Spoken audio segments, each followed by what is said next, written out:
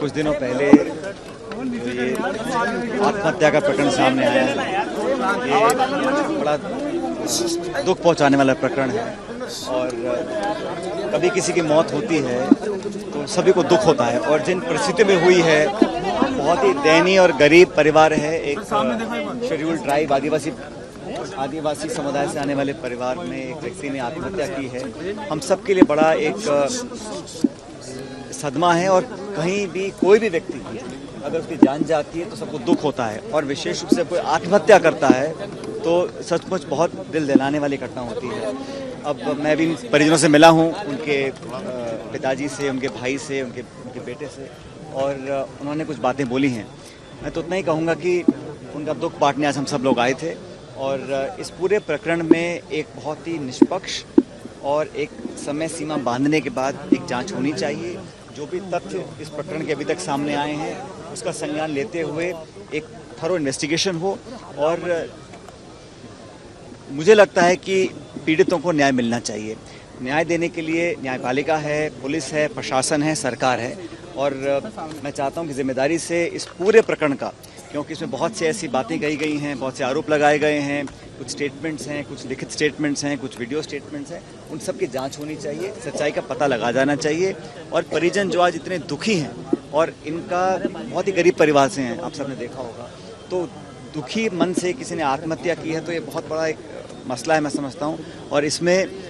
हम सब की जिम्मेदारी बनती है कि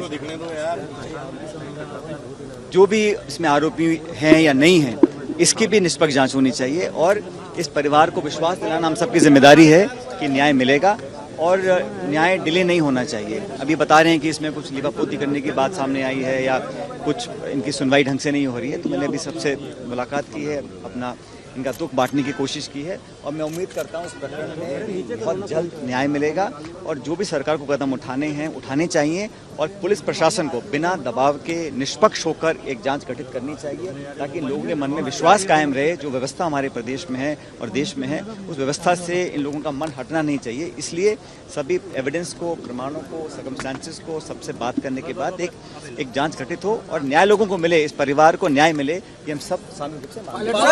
हैं। पीड़ित परिवार जो है सर, कैबिनेट मंत्री का नाम आ रहा है, डर रहा है परिवार, पीड़ित परिवार जांच हो पाएगी, पावरफुल कैबिनेट मंत्री का नाम है। तो देखिए, हर व्यक्ति की अपनी जिम्मेदारियां होती हैं, क्या उनको करना है नहीं करना, और मैं कौन होता हूँ कुछ कहने वाला। मैं तो इतना ही चाहता हूँ कि न्याय मिले और पीड़ित परिवार वो किसी भी जाति का हो, किसी भी धर्म का हो, किसी भी समुदाय का हो, अमीर हो, गरीब हो, पीड़ित परिवार को न्याय मिलना चाहिए। हम सबकी एक सामूहिक कोशिश होनी चाहिए और न्याय मिलता हुआ दिखना भी चाहिए। जांच प्रभावित ना हो, कोई दबाव उनके ऊपर ना आए और जांच निष्पक्ष हो, ये भी जिम्मेदारी हम सब लोगों की है। सर, पीड़ित परिवार से आप मिले हैं, पीड़ित परिवार ने डर का माहौल जताया है कि डर लग रहा है उन्हें, पूछताछ कुछ नहीं हुई है अभी? नहीं, ये सभी परिवार वाले बोल रहे हैं कि उनको आशंका है क्योंकि वो